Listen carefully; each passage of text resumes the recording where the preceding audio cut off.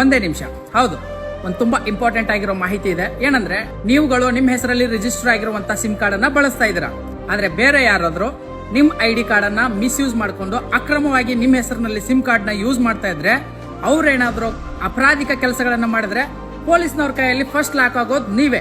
ಹೌದು, ಇದನ್ನ ಹೇಗ್ ತಡಿಬೇಕು ಅಂತೀರಾ? ಗೂಗಲ್ಗೆ ಹೋಗ್ಬಿಟ್ಟು TapCoff ಅಂತ ಟೈಪ್ ಮಾಡಿ, TAFCOP ಅಂತ ಟೈಪ್ ಮಾಡಿ. ಅವಾಗ ಒಂದು ವೆಬ್ಸೈಟ್ ಓಪನ್ ಆಗುತ್ತೆ, tapcaf.sancharsathi.gov.in ಅಂತ. ಆ ವೆಬ್ಸೈಟ್ ಅನ್ನ ಓಪನ್ ಮಾಡಿ, ಅದ್ರಲ್ಲಿ ಹೋಗ್ಬಿಟ್ಟು ನಿಮ್ಮ ಮೊಬೈಲ್ ನಂಬರ್ ಹಾಕಿ, ಹಾಗೆ ಕ್ಯಾಪ್ಚನ್ ಎಂಟರ್ ಮಾಡಿ, ಒಂದು OTP ಬರುತ್ತೆ, OTP ನ ಹಾಕಿ. ಸೊ ಇಷ್ಟು ಓಪನ್ ಮಾಡಿದ್ಮೇಲೆ ನಿಮ್ಮ ಹೆಸರಲ್ಲಿ ಎಷ್ಟು ಸಿಮ್ ಕಾರ್ಡ್ಗಳು ರಿಜಿಸ್ಟರ್ ಆಗಿದಾವೆ ಅವೆಲ್ಲ ಬರ್ತವೆ.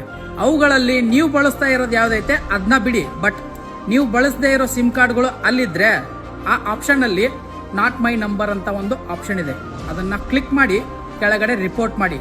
ನೀವು ರಿಪೋರ್ಟ್ ಮಾಡಿದ ತಕ್ಷಣ ನಿಮ್ಗೊಂದು ಮೆಸೇಜ್ ಬರ್ತದೆ, ಬ್ಲಾಕ್ಡ್ ಅಂತ.